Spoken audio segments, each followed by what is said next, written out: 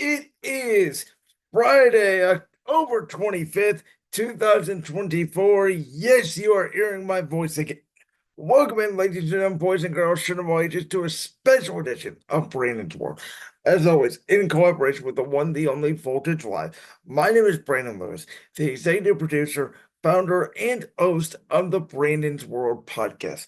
Today is a special edition of Brandon's World because, of course, during this week, I talked a lot about the NFL. I recapped week 7. I previewed week 8. Tuesday, we talked about, Georgia, Texas, Tennessee, Alabama. Thursday, we talked about the World Series, Yankees, Dodgers. We talked about Bronny James making his debut in a Los Angeles Lakers uniform. What I did not get to is on Tuesday night, right before the Lakers T-Wolves game tipped off, I have finished the Mr. McMahon documentary. Now, I realize this documentary came out a month ago. I get it. There's been tons of reviews out there. I completely understand it, and you guys are gonna feel like I'm way too late to the party, and I understand it.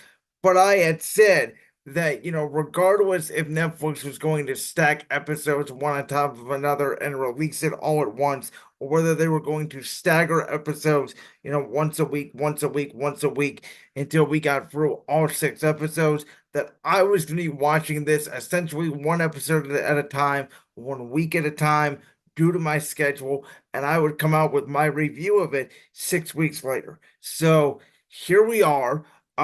Again, I did finally get through this documentary, and you guys know that we have covered the Mr. McMahon leaving WWE, coming back, the sale to Endeavor, TKO, Triple H not in creative, Triple H in creative, WWE on a creative high. You guys know I'm a big wrestling fan. We've talked about all this backstage news. I preview and recap all the premium live events, any big angles that happen on Raw or SmackDown. So we do spend a lot of time on wrestling on this podcast, maybe not as much in the last month due to everything going on in the sports world. But you guys know how I felt about Vince. The same reaction that essentially all the wrestlers, your Hulk Hogan's, your Undertakers, your John Cena's had in that initial interview, 2001, 2022, where Vince McMahon was seen as a creative genius, the guy that built WWE. And then obviously now with everything that's gone on, his legacy being tainted. I will say, based off the episodes here, starting in episode 1, it was really a history buffer for those that are not wrestling fans. I think for those that are professional wrestling fans that know the backstage stories of all this stuff, a lot of it was repeat. Specifically, I think the first couple episodes, the last couple episodes, they sort of brought in some family dynamics and stuff that I didn't necessarily know about. But the first episode was, all about the creation of WWE. And they went a little bit into how Vince McMahon was abused as a child, which we've always heard of. I wish that they would have gone more in depth with that part of the documentary. And again, it was only 6 episodes, but they said they have many more hours of tape in this documentary that did not air, which is why I'm wondering, as a guy like Eric Bischoff, Conrad Thompson, and other people like Jim Cornette, and other people in the non-wrestling industry have wondered, if more information comes out about these future lawsuits against Mr. McMahon, is there going to be a part 2 to this documentary? So I would have loved to see, more of Vince McMahon's childhood. We got a little bit of the backstory of how he was abused by his father, how he always wanted to make his father proud, how it's always business first, and how, we bought the company from Vince and Jay McMahon, who did not believe in taking over the territories. And Vince was very ruthless, and he had a vision. And WrestleMania 1 was born, and Cindy Lauper was involved. And obviously, Ali was involved. You had Hogan, you had Mr. T, and everything that went on with it. Then we went into sort of the new generation. Once Hogan had sort of gone and passed, they go over the steroid trial. And Jesse Ventura trying to form a union, which never happened. which I thought was very interesting. And the fact that it's, less likely today, to me is very telling based on the wrestling industry.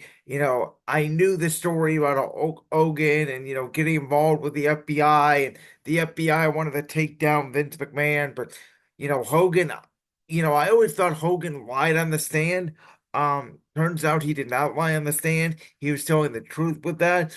I do think that it is indicative, though, on Vince that, he pretty much said he had nothing to do with it, that none of the wrestlers ever had to take steroids, even though WWE wrestlers slash characters were larger than life individuals. It went over the process of, them going from Hogan to the Ultimate Warrior to them, trying Lex Luger, then not working out to them going back to Hogan. I wish that they would have covered a little bit more about WrestleMania 9, how it is perceived as the worst WrestleMania of all time. Um, but then, once Hogan phases out, then we sort of get into the Bret Hart, Shawn Michaels era, obviously the Montreal Screwjob, and we hear the story about, and I didn't know this, after the whole thing went down, Vince did walk into Bret Hart's locker room, knocks him out with one big uppercut.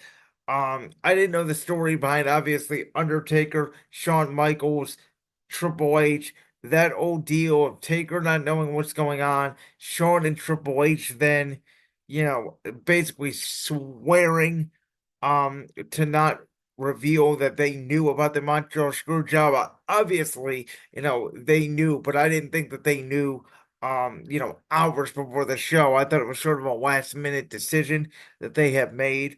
I think Brett then the other thing about Brett was when we go into the Owen Hart situation in 1999, and I didn't know that WWE had won their lawsuit and that the harness was defective and all that. I thought it was just a freak accident. I didn't realize that there was something, medically wrong with the harness that happened. And Brett had said that, he blamed Vince for that, and I think Brett, understandably showed there what big of a person he is.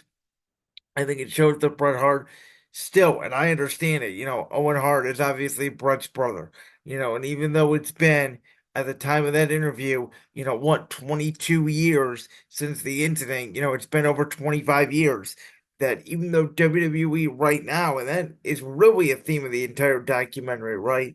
Even though WWE had its highs, Hogan in the 80s, very high, Stone Cold Steve Austin in the 90s, John Cena, Ruthless Aggression era. Then they go to the PG era with Cena and now Roman Reigns. And now they're transitioning to Cody Rhodes. WWE has had its highs. Business has never been better.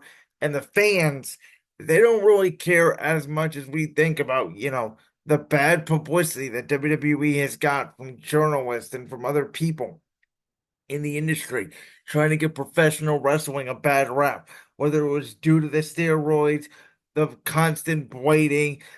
Obviously, we know what went on with the woman in the 1990s and just everything that that company stood for. And yet, regardless, WWE has found the ability to adapt to the times. And then we go to the Attitude Era where, I pretty much knew a lot of the story about, WWE, WCW. I don't think, for the record, Eric Bischoff gets as much credit as he should for being the mastermind behind WCW. I thought it was interesting that, Vince McMahon himself, basically gave Bischoff no credit. And then, obviously things happen. WCW funding happens. Turner Network don't really understand wrestling. Bischoff does not obviously evolve when the NWO angle kind of becomes stale. And, because of the quick situation with Triple H, Shawn Michaels, Kevin Nash, Razor Ramon, Stone Cold Steve Austin gets put in the King of the Ring, and the rest is history. So, really, again, there was a lot in this documentary that a lot of wrestling historians know. I actually thought the last two episodes were the most interesting episodes. The first one was really talking about the Vince, Shane, Stephanie relationship, and the pressure that was obviously put on those two individuals. being, the kids of Vince McMahon. And I think the most revolutionary thing about this doc may have been, the approval that Shane McMahon was looking for, and that Shane had always thought that he was going to be the heir apparent. And that's one of the reasons why Shane McMahon left the company shortly after WrestleMania 25 in 2009. He actually thought it was time for Vince to step down. There was a period in the early 2000s where Shane wanted to buy the UFC. Obviously, we heard of that story just a bit before the doc, but we didn't know the whole story behind it. Vince comes in, and instead of doing that, he actually buys the XFL and basically wanted to turn football into professional wrestling. And you could just easily see how after 2, 3 weeks, having Jerry Lawler on the call of an XFL game was not going to work. I actually think, and I've said this a couple times, the new XFL with the UFL is what spring football should be. And again, clearly Vince McMahon tried to get into other businesses. I think one of the themes of this doc was that Vince wants a challenge. And if it does sound like I'm jumping around a little bit, it is because I'm jumping around because I'm just riffing here. Again, just my thoughts on the entire doc as a whole. Don't necessarily want to go in chronological order. But, I think, again, one of the big themes, Vince always wants a challenge. And there was a moment in episode 6, the last episode, where they asked Mr. McMahon if he was ever going to retire. And Vince basically said retiring's for losers, and he would not retire until he died. And obviously then it transitions to the lawsuits. But it does show that, Vince can get bored easily. But Vince is a very powerful man, right? He was very stuck in his ways.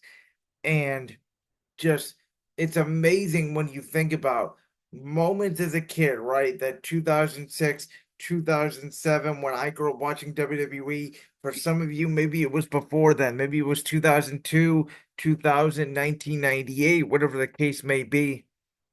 And just knowing what that man, his creative vision, and what it would eventually turn into.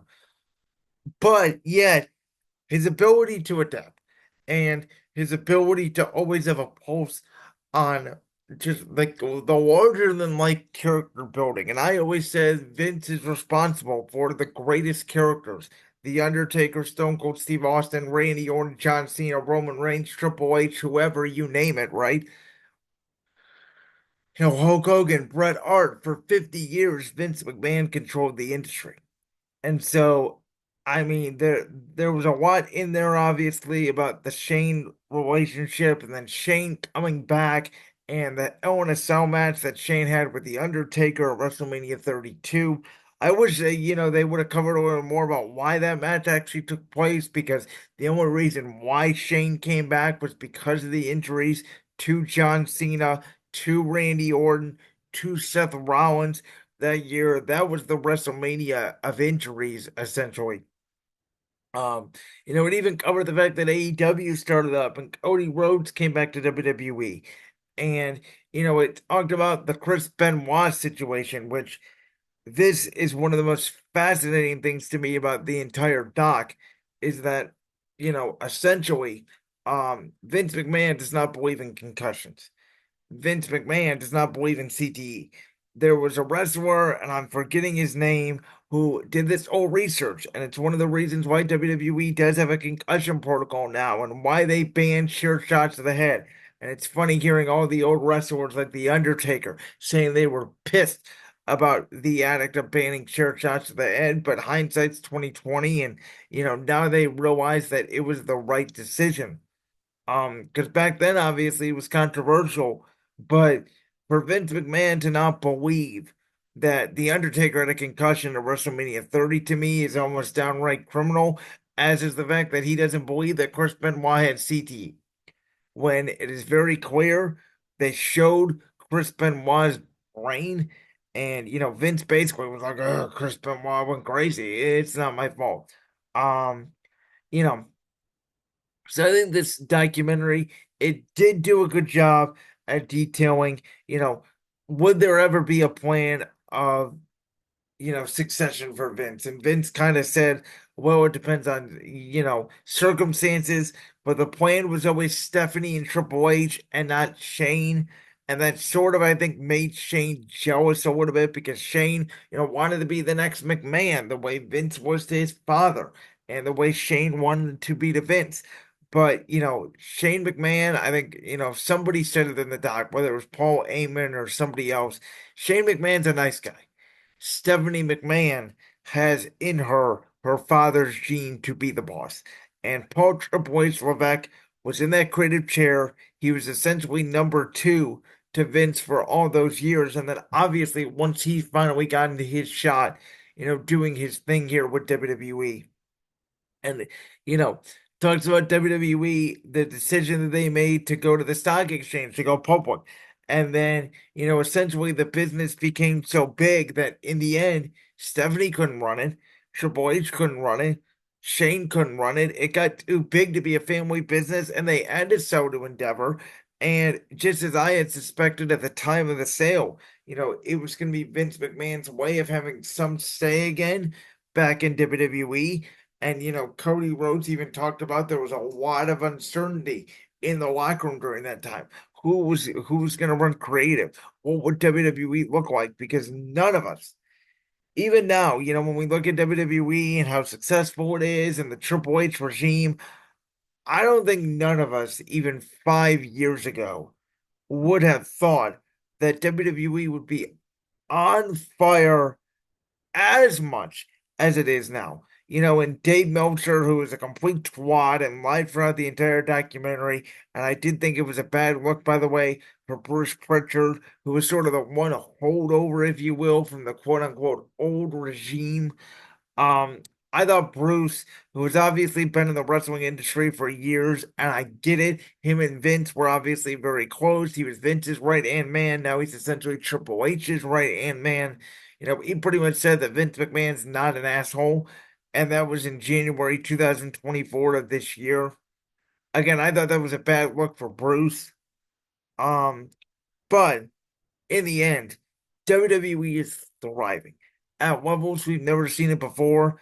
And this doc was sort of a tale of WWE's former owner, the way I look at it. Because with WWE moving to Netflix in Raw 2025, I think this documentary was WWE, TKO, Endeavor saying, okay, Vince McMahon, Mr. McMahon, which on a quick aside, everybody to a T, right? Shawn Michaels, Triple H, Stephanie, Vince, Taker, Cena, Hogan, maybe your seven most influential guys that know Vince the most, Bruce Pritchard, make it eight, all said that Mr. McMahon character is an extension of the man himself, Vince McMahon.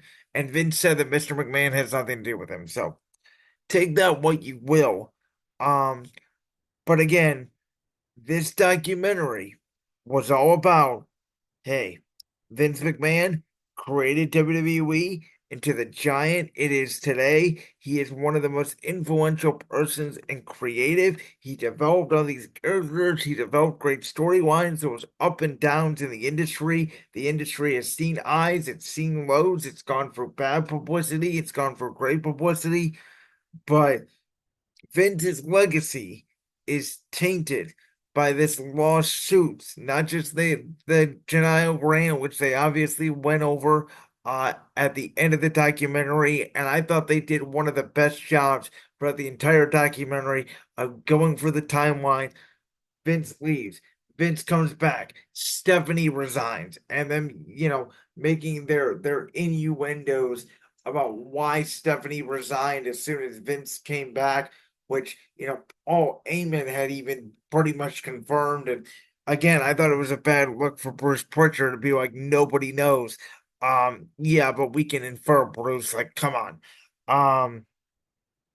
I thought Bruce was sort of again defending Vince too much there at the end, but it just showed that we are distancing ourselves from this man. He will not be mentioned on television. WWE takes the action seriously. And at the end of the day, his legacy is tainted. And essentially, since Vince McMahon bought WWE, from his father, they have not had an owner since 1982. I mean, he's being wiped off the face of the planet. So cover the highs, cover the lows. Again, I wish it would have been a little bit longer. I wish it would have been a Michael Jordan-esque, The Last Dance 10-part documentary where maybe they dive into more of the aspects of Vince McMahon's childhood. I thought they did a great job covering the Attitude Era and the fight against WCW. I would have loved to see a little more about the transition to the Ruthless Aggression era when Stone Cold Steve Austin and The Rock left, and you had the development of guys like Randy Orton and Edge, and even a guy like a Brock Lesnar, the beginning maybe of John Cena. That was sort of a hole, in my opinion, in the doc. They did cover the PG era. They even covered Vince versus Trump at WrestleMania 23 and how WWE always stayed in pop culture. And Vince's idea to kill himself right before obviously the Chris Benoit tragedy and one of the most controversial storylines in WWE of all time. So in that regard, Bill Simmons, The Ringer, Netflix's crew, Yo did a good job with it. I thoroughly enjoyed the documentary. Again, very early, it was a lot of repeat information for me as a professional wrestling fan. Later on, I learned more about it. I would rate it an 8.5 or 9 or so out of 10. I definitely recommend it, especially for those of you that want to know more about the ins and outs of the business or don't know a lot about the ins and outs of the business. It's a great history lesson. And in the end, it is really, though, a sad tale. The story of a man who had it all and has now lost it all.